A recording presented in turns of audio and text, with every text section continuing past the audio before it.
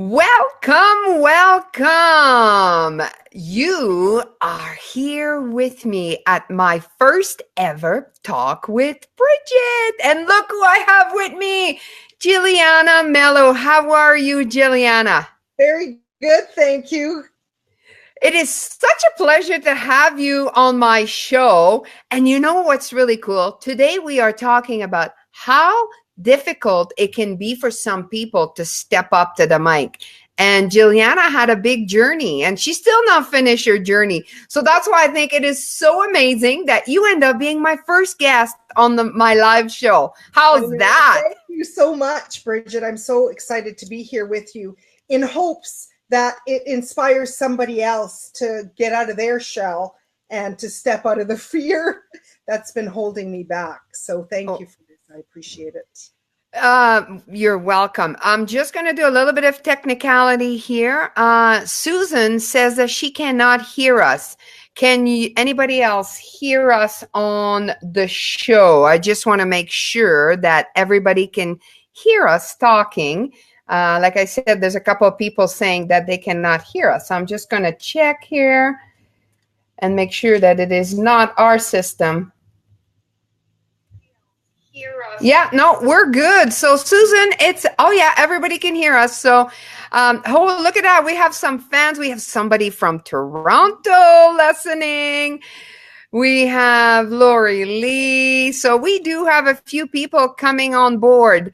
And I know that there's a few more people wanting to come on. So that is fantastic. Let me just remove. So Giuliana, tell me a little bit about you. Who are you and what do you do in life? What is your calling? Thank you, Brigitte. So I've claimed the title spiritual teacher.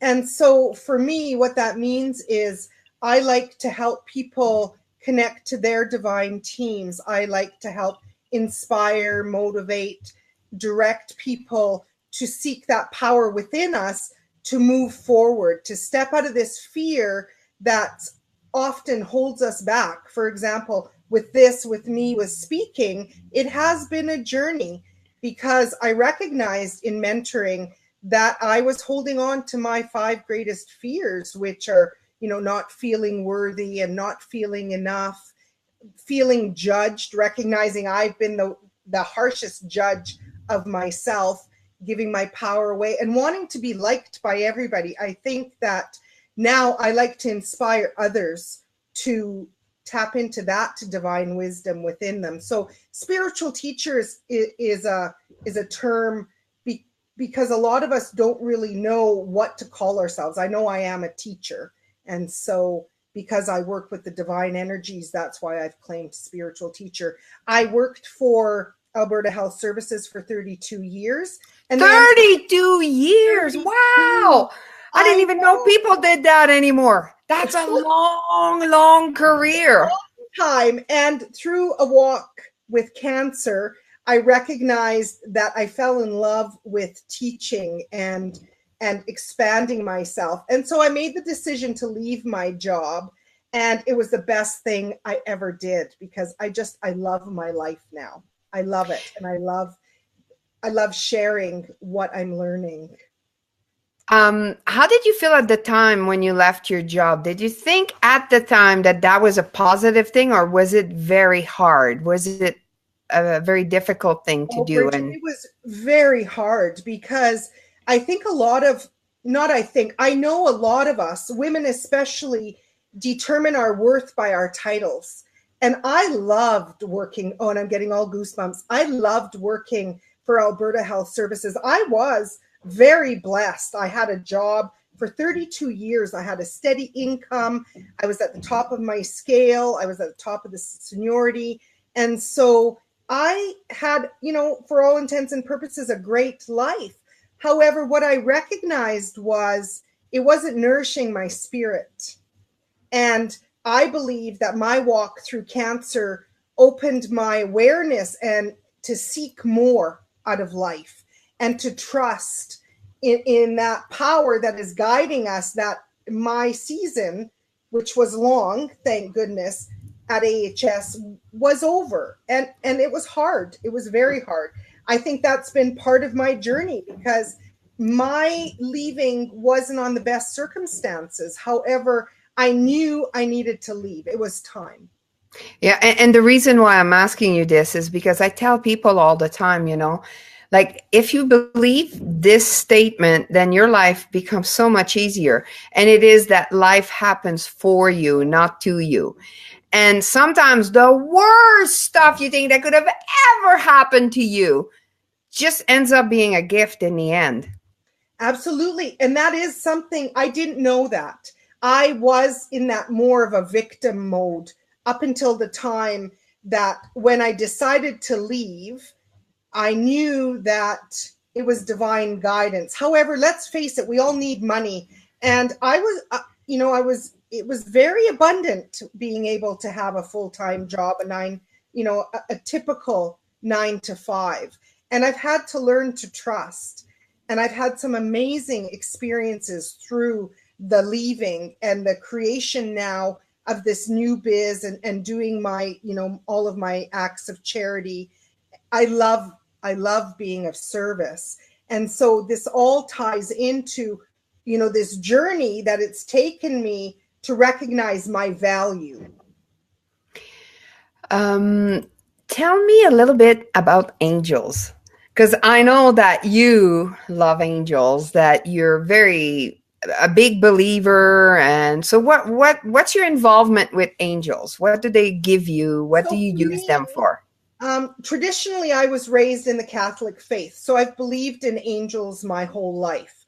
My mom is my first angel lady. We have angels all in our childhood home, and so I've always known that they've been there for us. When I was sick, and the cancer diagnosis that I had was stage 3, and so I thought I was going to die. I thought that my journey on this earth was over. And so I knew intuitively that I wanted help, but I didn't know how. And so I could feel my angels with me, and I just started asking them for help. And that's something that, regardless of religion, we've all been gifted guardian angels. They're with us from the moment that we enter Earth School until the day that we leave. And there's some teachers that even teach that they're with us in eternity as well. So that's an interesting train of thought. I have learned to ask them for help. Today I'm in pink because I asked Archangel Chamuel, who's the archangel of love and adoration. I love that this day, being with you and feeling nurtured, like I was like, okay, I'm feeling supported by you, by them. And this is how I live my life now. I am an angel intuitive. I'm a feeler, so I can feel my messages. A lot of times I just know things too. And it's because of that the divine gifts that are in all of us. And so I can imagine not living my life asking them for help. And that's a fabulous topic for me, because I was not really a believer. I don't, and my rule in life is I don't believe or disbelieve anything 100%. Because I think, it gets you in trouble one way or the other, like whether you disbelieve or you believe something. So that's how I live my life. And it's been funny because I've been surrounded by all, which I like to call my woo-woo friends. And it's really opened a lot of doors for me, because I really started seeing things differently and letting what I like to call my creative juice, because it's more on the biz side of things, right? But it's amazing when you allow yourself, even though you're not really, a woo-woo kind of person, you surround yourself with people that believe and do all sorts of different modalities, and it starts changing your life, whether you believe in it or not.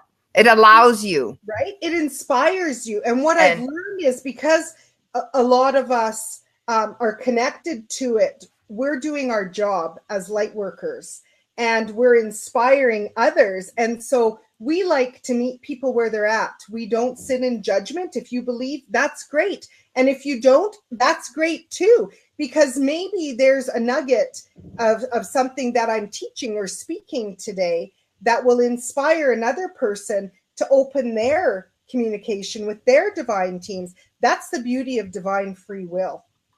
Yeah, and we're all different. We all are have our strengths in different ways, you know. And for me, it really has become helping women. Helping women with their business, mostly speaking, but developing their business from that. And I just like, it just comes to me. It's so easy for me. It's crazy. It is almost one of your sacred gifts, though, right, Brigitte? Yeah. You're amazing in that, because even talking to you just for 5 minutes yesterday, you were like, you know, this would be really good. This guy, like, and that's your gifts. And so mine is like, okay, yes, that's great. So how can I match what I'm doing with your gifts? And that's the beauty of life, right? We can't all be the same. Or what would be the fun of life if we were all the same? So let's talk about the mic, the dreaded microphone. That is so hard for some people. And you know, I realized at a very young age that I was different. At the age of, I think it was 16, maybe 17, I took the speaking course, and it was positive thinking / speaking course. And I was shocked that people were so afraid. People were afraid. Like, I remember this lady was so painfully shy. And now being older, looking back, I realized what it had done to me. It was like, I need to give that energy that I have and help women, because they can't do it alone. Like some people, they'd rather burn alive than to do a public speech. True? So, yeah. So you have actually joined our Women Talk membership. So you're a Women Talk member, but you haven't even spoken yet. Like you know you're doing it, but it's taken you a while. So walk us through your journey of walking up to the mic, which will be August, correct? Right. August the 28th in Kimberley. I felt really guided. I think because I'm from Fernie, it felt safe to go to Kimberley, a small town. I was holding myself in comparison, and comparison keeps you small, because what happens is when you are in that comparison, you're not counting your own gifts.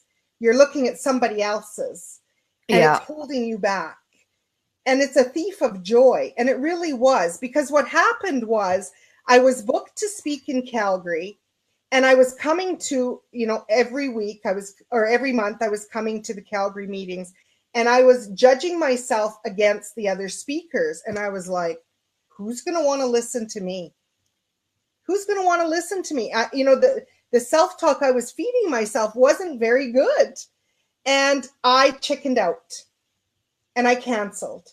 So then I thought, well, maybe I'll go to Okotoks. I live in Mackenzie Town, and Okotoks is close, it's smaller. And then one of my amazing best friends spoke, and she was brilliant. So again, I got stuck in that comparison trap. And it was all BS. They say fear is false evidence appearing real. And to me, in those days, it was real. The stuff I was making up in my head about, who are you, Julie? Who's going to want to listen to you? Who's going to want to show up, when you have all these amazing speakers? And, my amazing friend didn't have any notes. She spoke eloquently, and she was brilliant, and she had an experience, and it was beautiful. And so then I was like, well, I can't do this. I need to read from notes. I'm going to look dumb. Like I was talking to myself not very well. And so it's taken this year of mentoring with an amazing teacher to work through this, to recognize my gifts. And I have a really beautiful quote from Marianne Williamson, who's an amazing teacher of A Course in Miracles. And this is what she says. Our deepest fear is not that we are inadequate. Our deepest fear is that we are powerful beyond measure. It is our light, not our darkness, that most frightens us. I found that so powerful because it's true. And even today, I felt guided to put on my sunburst. because it's true. When we sparkle, when we're in the light, people don't like that. They don't want us to show up like that. Misery loves company. And to become an empowered woman, what happens is people, places, and things begin to drop off. And as somebody who's recovering, wanting to be liked and loved by everybody, I wanted to be liked. And so if that meant not showing up, then I didn't show up. But what I'm recognizing now is, because all the great teachers say, when you hide your gifts, you're doing a disservice to this planet, because you're meant to go out there and teach, because you don't know who you're going to be helping. And so that's been the journey, through fear, through comparison. Yeah. And I just came across this interesting statement that often as parents, we tell our kids, we hold love away from them if they're not doing what we tell them to do. And then what happens with that is, as an adult, we won't do the things we know we should be doing if we think people are not going to love us. Like it's a very, very hard pattern to break. It is. And the comparison one is the same thing. I mean, I went to my speaking coach before I started with her, and I said, I would like to be a speaker. I think I'd like to become a speaker. And this was, believe it or not, less than a year ago. And she looked at me and she said, how many times a month do you speak? And let me see, do you get paid with your company? And you want to become a speaker. I just realized how ridiculous that was. But that's because, to me, it was like Tony Robbins. Right. These amazing people. And unless I was that, I was not a speaker. Right. And once you let go of that, it really allows you to be whoever it is you are supposed to be. Right. And so, I'm so grateful, because through being a Women Talk member, you mentored me a month ago, and you said to me, Julie, you're scared? Do it anyway. You're the one that forked me in the butt and said, I'm not taking no. I have to come and pick you up. You're going to go. And so I can't tell you how that's helped me, because what happens is, what I've recognized is, I'm a great student. When I find a teacher, I love them and I admire them. And I recognize this from when I was a little girl, that I wanted to always be like, I never wanted to let anybody down. And I've been doing that my whole life. And what I recognized was, I don't need to do that anymore. I can trust myself. And that seeking within has brought me to this point to recognize exactly when my cousin says, when the student's ready, the teacher will appear. And I've had these amazing teachers, but I'm stepping into that teacher role myself. And to reach more people, I need to get out there and share my story. And that's what you're so amazing at, is allowing us a platform to share our story. And that's really what it's about. And it's amazing what happens when you share your story, not only for yourself, but for other people. Right. And often you have no clue who you've helped. None. I had somebody approach me, tell me, somebody was pretty much decided they were going to commit suicide. And they came to Women Talk and they decided not to. I know. And it was just, I don't know when, who, what, where, and there's probably many of those stories, because funny enough, in this age of incredible social media and online connection, there's a lot of people that are very lonely. And when we sit and really listen, and that's what happens at Women Talk, because there's a microphone sitting there, you're in front of the room, and people are here to listen to you. Right. It's amazing what it does. It really is. And that takes me to the hiding, right? So many of us are hiding. We think that we're hiding, like we're safe when we're at home, but really we're doing a disservice, because each of us has a story that is powerful and that matters. I've sat in so many sister circles where when people share their story, what happens, the magic that happens is that you recognize, wow, just because I didn't share that maybe, so many women have been sexually abused, or that have been in horrible relationships, or have had religious trauma, or whatever the case might be, that we're more alike than different. And as we share our stories, and I'm getting all goosebumps again, what happens is we're allowing space within us for healing. Totally. It is so true. And it's powerful. You're right. Very When women, powerful. it changes our communities and we become empowered. For sure. So what will your story be about in Kimberly? My first story is going to be through my healing through cancer, and how, that cancer diagnosis, I didn't allow it to hold me back, and how it's helped me heal my life. And so, really, it's, even though it's the cancer that initiated my healing journey, it could be any number of things, right? That could be the catalyst. And so it's meant to inspire, and how positive affirmations, how really you can heal your life. And, Louise Hay passed away a couple years ago. Affirmations are so powerful. The power of your mind, how you really have this immense power within you. And a lot of us aren't utilizing it to the capacity that we need to get through this journey we call life. Yeah. Happy, healthy, and cancer is one of those things, yes, many people die from it, but it also makes a lot of people better. Yes. Stronger, more connected. That's what it's done for me.